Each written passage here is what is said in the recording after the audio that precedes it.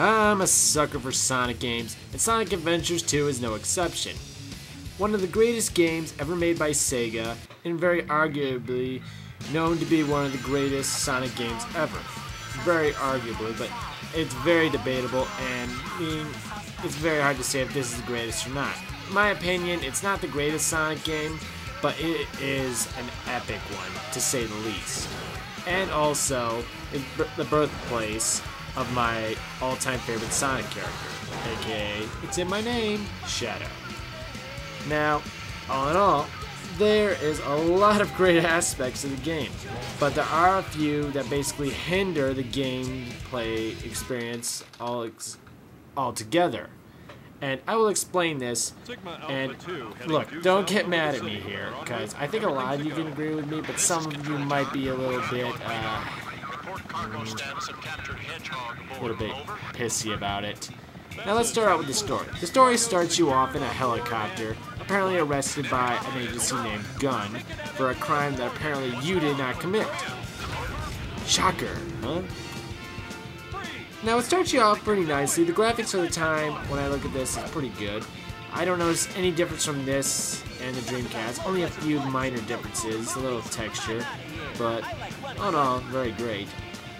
As you start out, you basically go down with a snowboard, which, why would a helicopter have a snowboard? I will never know, and I don't know where he got that. I don't know if that's like a piece from the helicopter, because that's probably would make sense. In any case, now we move on to the one who has framed Sonic. The ultimate life form, the ultimate epic creation ever born in this very land.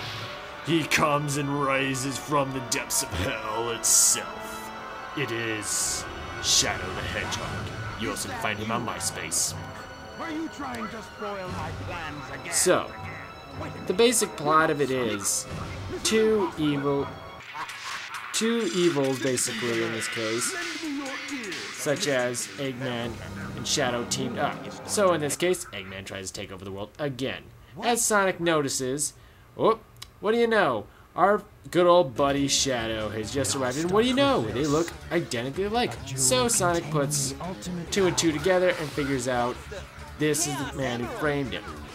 So basically the whole storyline involves who gets the Chaos Emeralds first. It either saves the world or dominates the world. You select two characters, or two different genres of good or evil. So at the time, I don't remember that many games selecting good or evil, so that's pretty cool.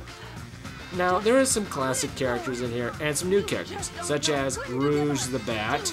A lot of people dislike her because she looks like a hooker, and Knuckles the Echidna, the badass boxer we all know. Yes, I'm going to refer him as a boxer, because he's always the guy with the fist. Let's face that fact right now. Now, if you hated gathering gems in Sonic Adventures 1 like I did, then you're going to hate this, because it is 10 times worse. Because you know what Knucklehead does? Oh, I got an idea. Let's save the emerald by doing what, Knuckles? Come on, Knuckles. There's only one thing you know what to do, so prove it to us right now, you dumbass. Not if I can help it. Oh, snap! See what I mean? You see, when I saw that break, I knew I was going to have to deal with that. Then you also have, well, the ignoring characters, like Amy. Yeah, I realize she's a favorite to most Sonic fans, but she is annoying to be all fair. And then you also have Tails flying in to save the day, as usual. Now, throughout all these characters, there are different types of gameplays you'll be doing, such as the running stages with Sonic. Sonic's character moves pretty well, if you ask me. It has got to be actually very touchy controls. If you ask me, they're very touchy, and sometimes you can like accidentally fall off, or yeah, they're a little too touchy for me, but to most others you can handle it pretty well. But in any other case, the controls are very fluent, and I like it. I mean, if I'm able to play it, any monkey in a 5-mile radius can play it. I will say that now. Same as for Shadow Stories as a running stage. Which, in this case, check this out. Shadow stages have to be like my favorite stages of all time. Radical City being one of my favorite levels. Now, And all in all, I haven't played a game with Shadow running like this in a long time. The last game I did play that was like this was Sonic 06, and we all know how that turned out. What Sega really needs to start doing is bringing Shadow back, you know, to his full speed. I know there was Shadow the Hedgehog, but it wasn't the same. Moving on to any other case, do you remember those missions I was telling you about with Knuckles, Rouge having to gather gems? Oh, I was running earlier again, an epic destroying everything, flying through jets and bombs, but now look at me, I'm looking for shiny rocks.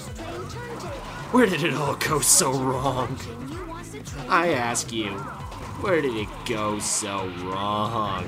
I hate these missions with a burning passion.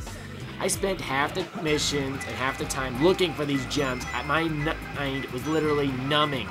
I could barely feel my brain. That is not a good thing. And then we have the mech battles. Well, we do have mech battles for multiplayer. And the mechs types, such as Eggman and Tails. Now these ones I can actually stand, but a lot of fans are being hindered and very upset about this.